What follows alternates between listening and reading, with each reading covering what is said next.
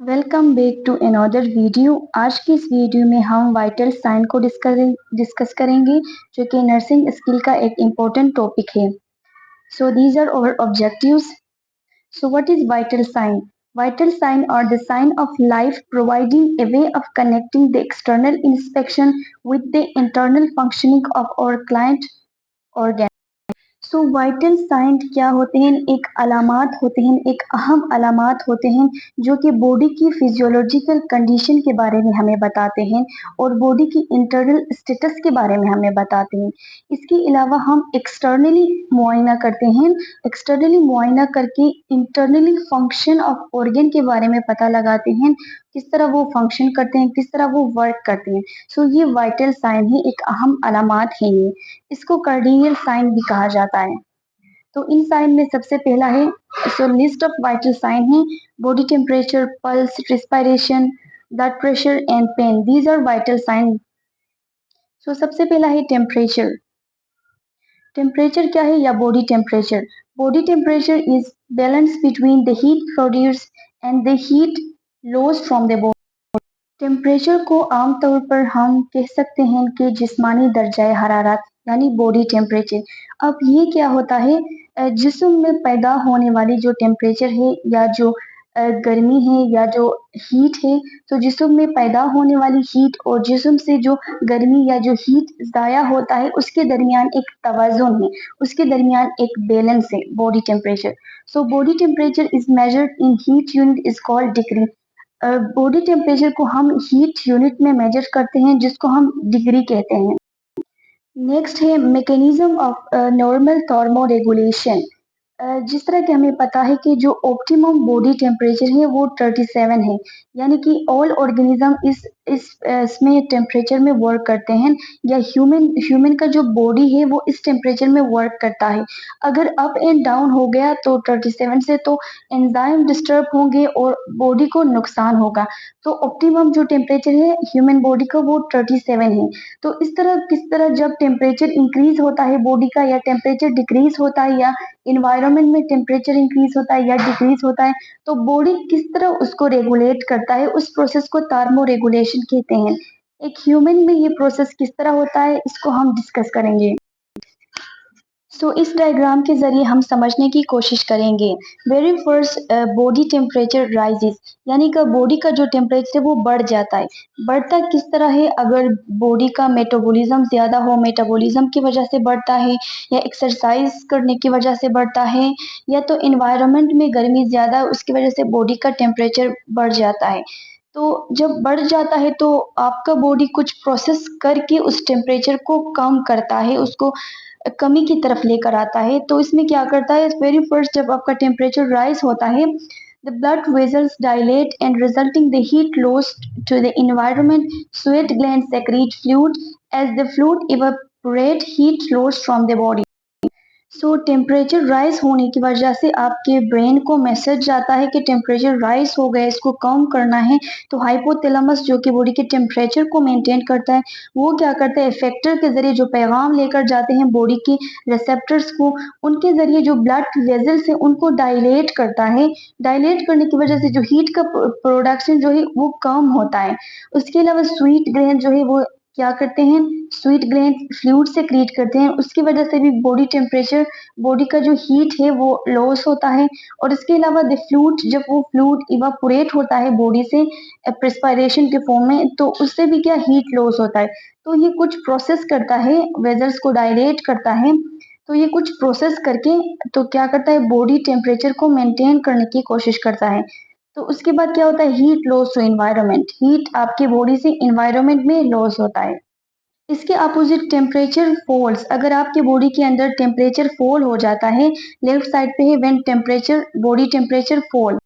Temperature fall होने का reason यही है कि या तो आपके एक्सटर्नल इन्वायरमेंट में सर्दी बहुत ज़्यादा है, या आपने ऊपर से कुछ गर्म चीज़ें वगैरह नहीं पहना है, या मौसम सर्दियों का मौसम है। तो उस वक्त टेम्परेचर जब फॉल होता है बॉडी किस तरह उसको मेंटेन करता है? सो ब्लड वेजल इसमें कॉन्स्ट्रक्ट हो जाते हैं, यानी जो ब्लड वेजल से जब वो डायलेट होते थे तो हीट आउटर एनवायरनमेंट में लॉस होता था, जब ये कंस्ट्रक्ट होते हैं जो हीट कंजर्व रहता है, so that can heat conserve. Sweat gland do not secrete sweat fluid, secrete fluid, यानी जो हमारे स्वीट ग्लैंड है वो भी फ्लूइड को सेक्रेट नहीं करते हैं, यानी कि जो पसीने वगैरह आना वो भी बंद हो जाते हैं। उसकी तरफ shivering involuntary contraction of the muscles generate the heat which can warm the body. So shivering का मतलब क्या है? शिवरिंग में क्या होता है? Somatic motor response that occur the skeletal muscle to produce the heat during the exposure to the cold. यानी somatic muscles क्या होते हैं? स्केलेटल मसल्स हीट प्रोड्यूस करते हैं, या शिवरिंग को हम आमतौर पर क्या कहते हैं? कपकपाना या कांपना या कपकपाना। तो ये भी एक नॉर्मल बायोलॉजिकल मेथड है जो हीट को कंज्यूम करता है, हीट को लॉस होने नहीं देता है। So generate heat which can warm the body.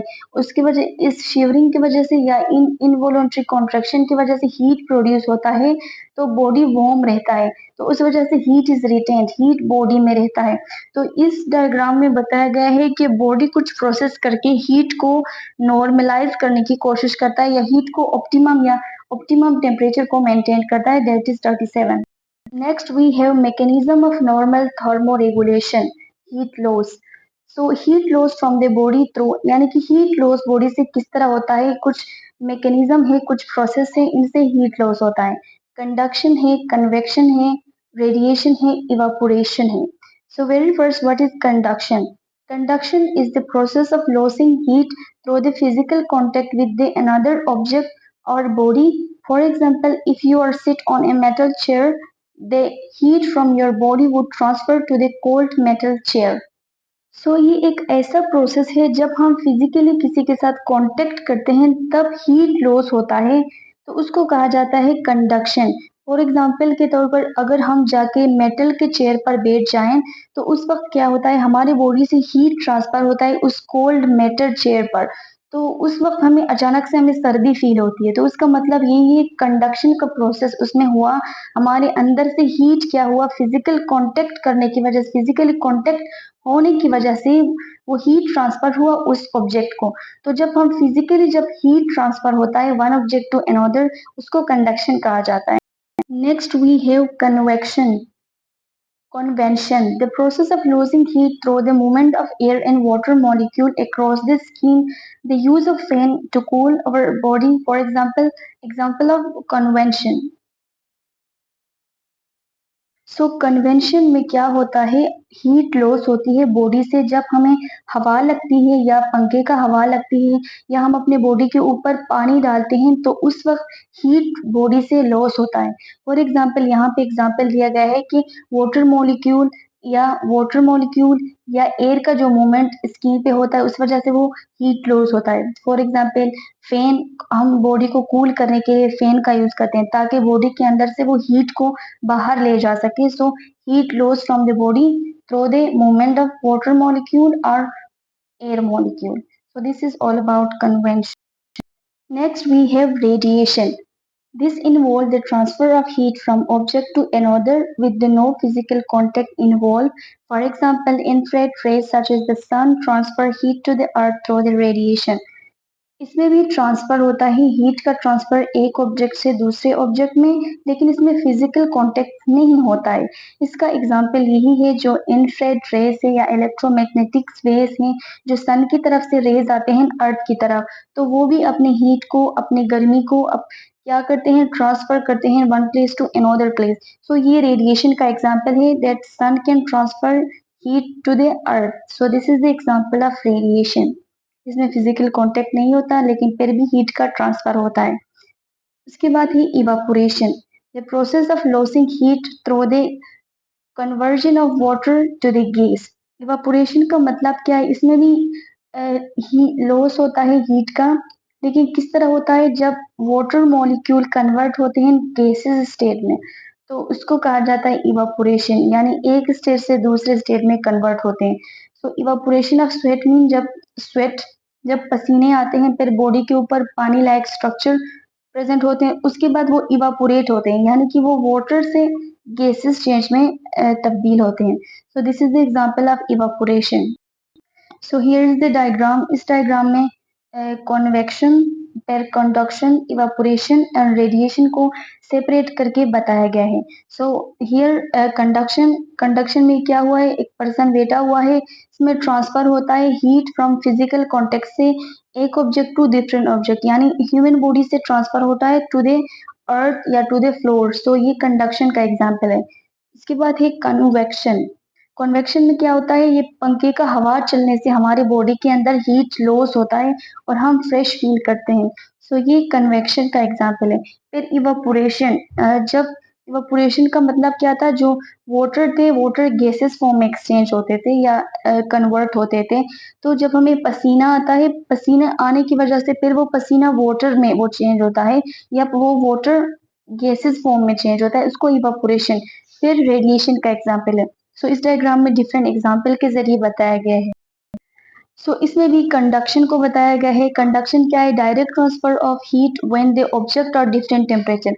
Heat transfer होता है एक ऑब्जेक्ट से दूसरे ऑब्जेक्ट में, लेकिन इसमें ये बात भी बताया गया है कि जो उनका टेम्परेचर डिफरेंट हो तो उनका जो है हीट ट्रांसफर होता है, टेम्परेचर सेम नहीं होना चाहिए, एक का कोल्ड होना चाहिए एक का हॉट होना चाहिए, तब जाके ही वो हीट ट्रांसफर होता है। जैसा कि पर्सन इधर बैठा हुआ, हीट ट्रांसफर होता है बॉडी टू द अर्थ या बॉडी टू द चेयर पे बैठा है या चेयर पे बैठा है। तो कन्वेक्शन का एग्जांपल क्या है, convection loss of heat loss from convection when the stream of air या पंखे का हवा जब हमें लगता है बॉडी के साथ, तो उस वक्त हीट क्या होता है, हीट बॉडी से लॉस होता है। फिर रेडिएशन का एग्जांपल है, फॉर एग्जांपल सन से radiation directly to the earth को अपना एनर्जी या अपना हीट ट्रांसफर करें, या अर्थ से जाके वो हमसे टकरा रहे हैं, ह्यूमन से टकरा रहे हैं, तो ये भी इंफ्रारेड रेज या रेडिएशन का एग्जांपल है। फिर इवोपोरेशन, फॉर एग्जांपल हम गर्मी में जा रहे हैं, हमें पसीना आ रहा है, उस पसीना फिर वो पसीना गैसेस फॉर्म में चेंज होता है, तो उसको कहते हैं evaporation.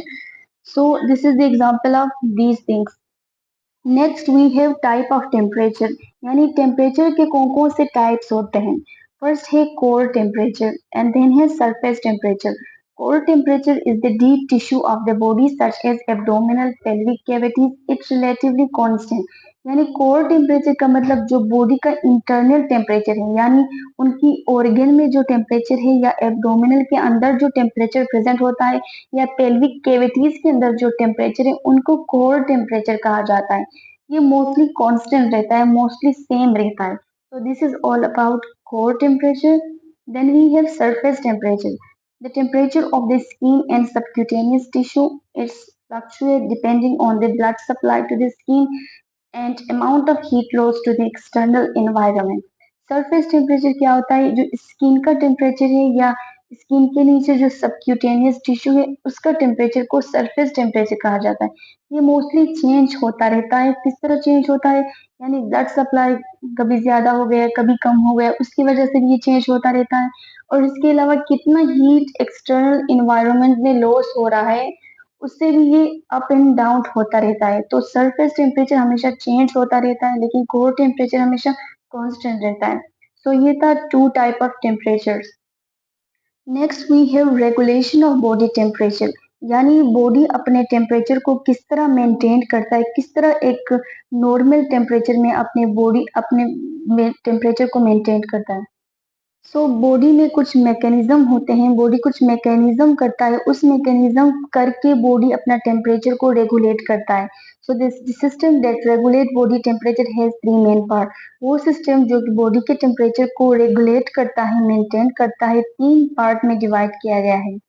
The sensory in the periphery in core, an integrator in the hypothalamus, and effector system that can adjust the production and loss of heat. सबसे पहला पार्ट है sensors in the periphery in the core. तो sensors क्या होते हैं, तो ये receptors होते हैं, सेल या ग्रुप ऑफ सेल होते हैं जो कि स्टिमुलाई यानी स्टिमुलस कोई भी चेंजेस को ये रिसीव करते हैं। So it receive information via nerve cell, या इनको हम थार्मो रिसेप्टर भी कहते हैं।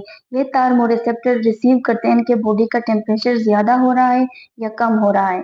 उसके बाद है इंटीग्रेटर इन हाइपोथैलेमस, यानी कि पूरा सिस्टम को जो इंटीग्रेटर का मतलब है द सेंटर, जो कि पूरा इंटीग्रेट करता है, पूरा मैकेनिज्म को कंट्रोल करता है, वो हाइपोथैलेमस से। ब्रेन के अंदर एक पार्ट है हाइपोथैलेमस जो कि टेम्परेचर को मेंटेन करता है।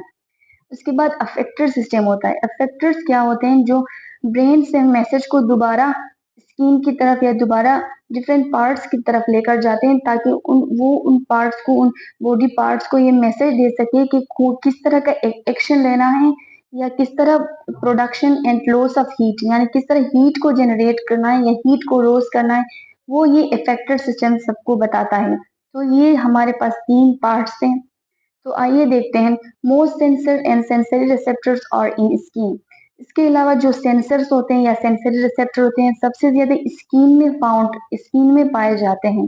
The skin has more receptor for colds than warms, यानी कि जो रिसेप्टर्स होते हैं स्किन में ये कोल्ड के लिए ज्यादा होते हैं एज कम्पेयर टू वार्म। इसलिए हमें सर्दियों में सर्दी बहुत ज्यादा लगता है लेकिन गर्मियों में इतना फील नहीं होता है। तो इस वजह से सर्दी के लिए जो कोल्ड के लिए रिसेप्टर स्किन में ज्यादा प्रेजेंट होते हैं। Therefore, the skin sensor detect the cold more efficiently than warm. जिस तरह के कोल्ड को easily डिटेक्ट करता है एज कम्पेयर टू warm, गर्मी को इतना डिटेक्ट नहीं करता। When the skin becomes chilled over the entire body, the three physiological process increase the body temperature take place. सो जब हमें सर्दी लगती है, जिस तरह की चिल्ड यानी हमें बहुत ज्यादा सर्दी लगती है, तो 3 किस्म के मैकेनिज्म बॉडी के अंदर होते हैं ताकि टेम्परेचर को मेंटेन रख सके, हीट का प्रोडक्शन कर सके और हमें कोल्ड फील ना हो सके। तो किस तरह, सबसे पहले shivering increase the heat production, और सबसे पहले हमारी बॉडी में शिवरिंग होता है, यानी हम कप कपाना जिसे कहते हैं। ये भी एक प्रोसेस है जिसके जरिए हीट का प्रोड्यूस होती है बॉडी के अंदर और हमें सर्दी फील नहीं होता। So shivering is the first. उसके बाद sweat gland inhibit to decrease the heat loss. उसके बाद हमें पसीने आना बंद होते हैं। क्यों बंद होते हैं? ताकि ऑलरेडी इन्वायरमेंट में सर्दी है तो इस वजह से पसीने नहीं आते हैं ताकि हीट लॉस ना हो सके। कि जब पसीने आते थे तो हीट लॉस होता था और हम कूल फील करते थे, लेकिन जब हमें ठंड लगती है तब ये पसीने नहीं आते हैं ताकि हीट हमारे अंदर रह सके, हीट लॉस ना हो सके। सो थर्ड पे है vasoconstriction decrease the heat loss. So vasoconstriction का मतलब है कि बॉडी के अंदर जो हमारा ब्लड वेजल्स होते हैं वो कंस्ट्रक्ट होते हैं, वो सिकुड़ जाते हैं, वो अपने लेंथ में छोटे हो जाते हैं या सिकुड़ जाते हैं। तो उस वजह से क्या होता है, सिकुड़ने की वजह से ब्लड फ्लो कम होता है और वो हीट को ज्यादा लॉस नहीं करते हैं, तो हीट को लॉस होने से वो बचाते हैं। सो इस तरह करके बॉडी कुछ मैकेनिज्म करके टेम्परेचर को मेंटेन रखता है या हीट को लॉस होने नहीं देता है। तो ये जो प्रोसेस था ये था कोल्ड के बारे में। जब हमारा बॉडी कोल्ड करता है, कोल्ड फील होता है हमें, तो किस तरह बॉडी अपना टेम्परेचर को मेंटेन रखता है या ज्यादा करता है या हीट का प्रोडक्शन करता है। इसके अलावा बिहेवियल, यानी कि individual perceive he is hot और cold, he change his behavior such as, यानी जब किसी को पता चलता है कि मुझे सर्दी लग रही है, गर्मी लग रही है, तो अपने बिहेवियर के जरिए भी कुछ ऐसे वो स्टेप लेता है जो कि वो कोल्ड या हॉट से उसको बचाता है। फॉर एग्जाम्पल किस तरह, मूव टू द शेड और सन, यानी कि अगर आपको बहुत ज्यादा गर्मी गर्मी लग रही है तो आप शेड पे जाते हो, आप साया साया की तलाश करते हो कि जहाँ पे साया है वहां पे जाते हो, और या सन पे जाते हो, अगर आपको सर्दी लग रहा है तो आप सन पे जाते हो। ये कुछ बिहेवियर करके आप अपने टेम्परेचर को भी मेंटेन करते हो। उसके बाद है रेगुलेट द थर्मोस्टेट, यानी थर्मोस्टेट का मतलब जब हम एसी फ्रिज वगैरह या एसी वगैरह यूज करते हैं, जब हमें पता लगता है हमें सर्दी लग रही है तो हम उसको कम करते हैं, या गर्मी बहुत ज्यादा है तो हम उसको ज्यादा करते हैं। कुछ बिहेवियर करके भी हम टेम्परेचर को मेंटेन करते हैं। उसके बाद है remove the extra clothes and put on sweaters, यानी जो एक्स्ट्रा क्लोथ वगैरह हम लोगों ने कपड़े वगैरह पहने उसको रिमूव कर देते हैं, या हम कुछ स्वेटर वगैरह पहनते हैं, कोट वगैरह पहनते हैं ताकि टेम्परेचर नॉर्मल रह सके, हमें सर्दी नहीं लग सके। अब normal range of adult consider between the 36 degree Celsius and 37 degree Celsius, so 96.8 Fahrenheit to 99.5 Fahrenheit. जो नॉर्मल बॉडी का टेम्परेचर होता है एडल्ट, यानी जो बड़ों में जो नॉर्मल टेम्परेचर होता है, so mostly 36 Celsius to 37.5 Celsius normal समझा जाता है। जब हम इसको फ़ारेनहाइट में कम करें, फ़ारेनहाइट भी एक यूनिट है टेम्परेचर का और सेल्सियस भी एक यूनिट है टेम्परेचर का। फ़ारेनहाइट में ये 96.8 फ़ारेनहाइट टू 99.5 फ़ारेनहाइट नॉर्मल समझा जाता है। सो अगर हम थर्मामीटर के जरिए टेम्परेचर को चेक करेंगे तो थर्मामीटर में डिफरेंट नंबर्स दिए गए हैं। सो फॉर एग्जांपल अगर यहाँ पे 34, 35, 36, 37, यानी कि अगर किसी का टेम्परेचर 34 डिग्री सेल्सियस है तो 34 टू अगर 36 तक अगर टेम्परेचर है तो उसको हाइपोथर्मिया कहा जाता है, यानी टेम्परेचर बहुत ज्यादा कम हो गया है। इसके अलावा जो नॉर्मल टेम्परेचर जिस तरफ 36 टू 37.5 डिग्री सेल्सियस हो तो उसको हम एवरेज टेम्परेचर या नॉर्मल रेंज ऑफ टेम्परेचर कहा जाता है। इसके अलावा 38 डिग्री से जब टेम्परेचर ऊपर जाता है, यानी 38 टू 39 40 से अगर 40 तक जाता है तो उसको पायरेक्सिया कहा जाता है। पायरेक्सिया मीन उसको फीवर है, उसको बुखार है। तो पायरेक्सिया का मतलब कि उसको बुखार हो गया है, बुखार है। तो अगर इससे भी ज्यादा हो, फीवर से भी अगर पायरेक्सिया से भी अगर ज्यादा हो, फॉर एग्जांपल 41 और 42 डिग्री सेल्सियस से अगर उसका टेम्परेचर ज्यादा है तो उसको हाइपर पायरेक्सिया कहा जाता है, यानी कि टेम्परेचर बहुत ज्यादा ऊपर हो गया। इसमें चांसेस है कि पेशेंट मर भी सकता है। So hyperpyrexia is very dangerous. So ये था normal and different ranges of temperature के बारे में। So body temperature above the usual range is called pyrexia, hypothermia and fever. इसका मतलब है कि जो बॉडी टेम्परेचर अपने नॉर्मल से ज्यादा या कम हो जाए तो उसको डिफरेंट नाम दिया गया है, पायरेक्सिया, हाइपरथर्मिया एंड फीवर। यानी कि जब यूजुअल रेंज से ज्यादा हो जाए तो उसको पायरेक्सिया, हाइपरथर्मिया, फीवर कहा जाता है। So the normal high fever such as 41 degree Celsius या 105 0.8 फ़ारेनहाइट इसका हाइपरपाइरेक्सिया, यानी टेम्परेचर अगर बहुत ज्यादा हो जाए यानी 40 डिग्री सेल्सियस से ऊपर चला जाए या 41 डिग्री सेल्सियस टू या 105.8 फ़ारेनहाइट से अगर ऊपर चला जाए तो उसको हाइपरपाइरेक्सिया कहा जाता है। A client who has a fever is referred to febrile. अगर किस क्लाइंट को, किस पेशेंट को अगर फीवर है तो उसको सिंपली मेडिकल टाइम में फेब्राइल कहा जाता है। फेब्राइल मीन इसको फीवर है, इसको फीवर है तो इसमें इस febrile. The one who doesn't have the fever is referred to afebrile. अगर किसी पेशेंट को फीवर नहीं है तो उसको एफेब्राइल कहा जाता है। सो ये मेडिकल टर्म्स होते हैं, फेब्राइल, एफेब्राइल, हाइपरपायरेक्सिया या पायरेक्सिया या फीवर। उसके बाद है hypothermia, the core body temperature below the lower, यानी कि अगर नॉर्मल से ये लो हो जाए, कम हो जाए तो उसको हाइपोथर्मिया कहा जाता है। So types of fever pattern, सबसे पहला है intermittent fever, temperature return to the acceptable value at least once in 24 hours, the temperature curve return to the normal during the day and reaches its peaks in the evening such as malaria. इसमें क्या होता है अगर intermittent की बात करें, सो temperature present होता है only for some hours. For example 2 बजे हमने उसका टेम्परेचर चेक किया, नहीं था, 3 बजे किया तो उसका टेम्परेचर आया, 4 बजे नहीं आया, 5 बजे आया, तो उसको इंटरमिटेंट यानी वक्फे वक्फे से बुखार हम इसे कह सकते हैं। सो टेम्परेचर क्या होता है इसमें, एक्सेप्टेबल वैल्यू की तरफ 24 आवर में एक दफा उसका टेम्परेचर नॉर्मल आएगा, उसके बाद ये कर्व बनता जाएगा। यानी कि अगर सुबह उसका बुखार नहीं होगा, return to the normal during the day time, सुबह उसका बुखार नहीं होगा लेकिन शाम को अगर चेक करें तो उसका बुखार एट द पीक होगा। तो इसका मतलब है जो मलेरिया है इसमें इस तरह का बुखार होता है, सुबह के टाइम बाज वक्त नहीं होता है, जब शाम को चेक करो तो एकदम से स्पाइक आ जाता है, तो इसको इंटरमीडिएट फीवर कहते हैं, यानी वक्फे वक्फे से बुखार होना। उसके बाद है रिमिटेंट फीवर। रिमिटेंट फीवर का मतलब है उतार चढ़ाव आना, यानी temperature above but and fluctuate more than 1 degree Celsius in 24 hours. इसमें क्या होता है, टेम्परेचर तो ज्यादा है, बुखार तो है इसको, लेकिन वो टेम्परेचर अप एंड डाउन होता है, 1 डिग्री के लिहाज से अप एंड डाउन होता है 24 आवर्स में।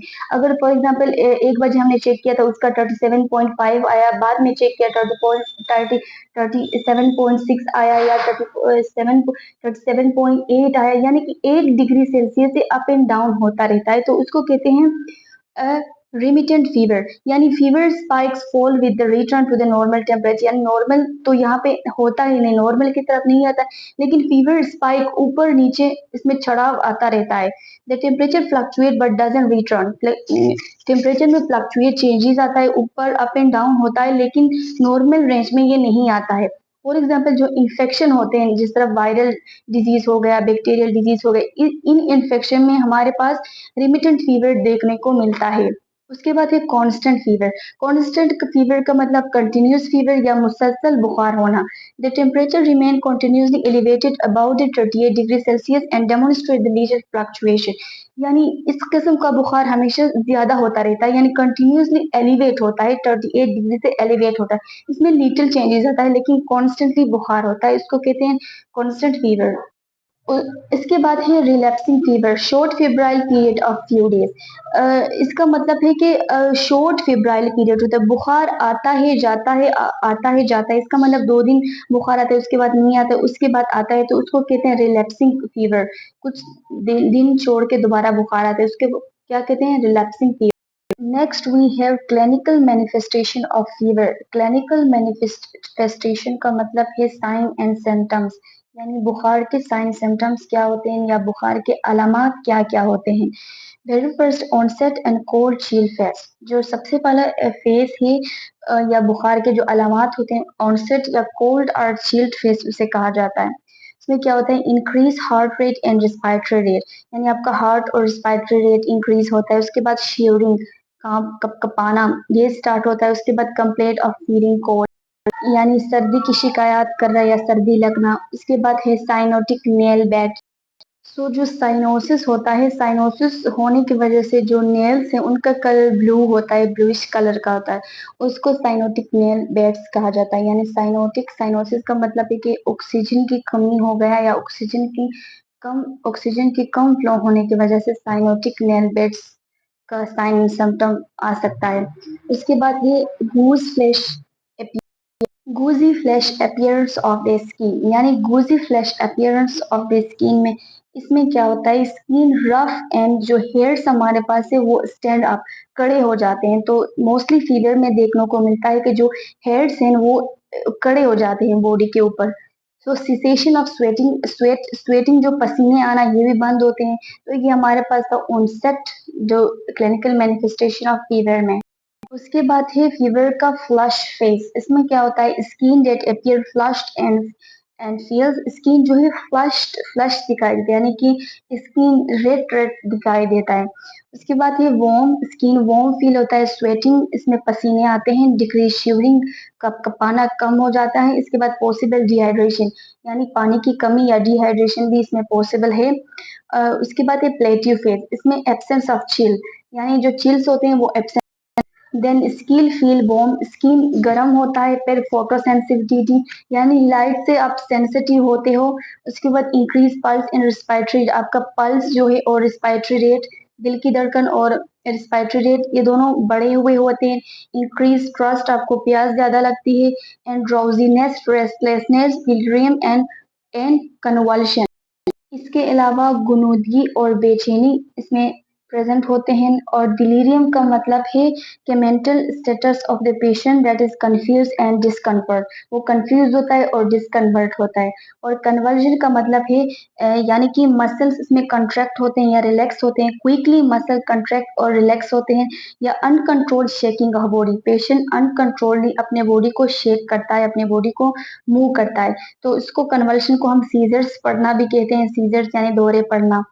उसके बाद है लॉस ऑफ एपिटाइट, यानी भूख नहीं लगना। फिर मेलियस है, वीकनेस है। एंड एचिंग मसल, यानी कि बेचैनी है। फिर उसके बाद कमजोरी है या पट्टों में दर्द है।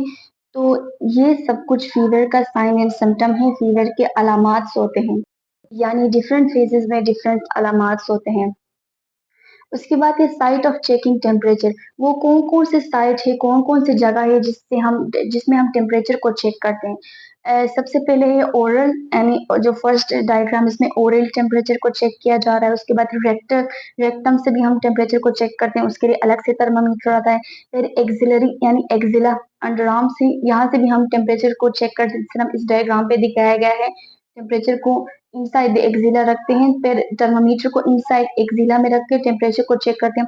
फिर है tympanic membrane, tympanic membrane forehead से हम टेम्परेचर को चेक करते हैं।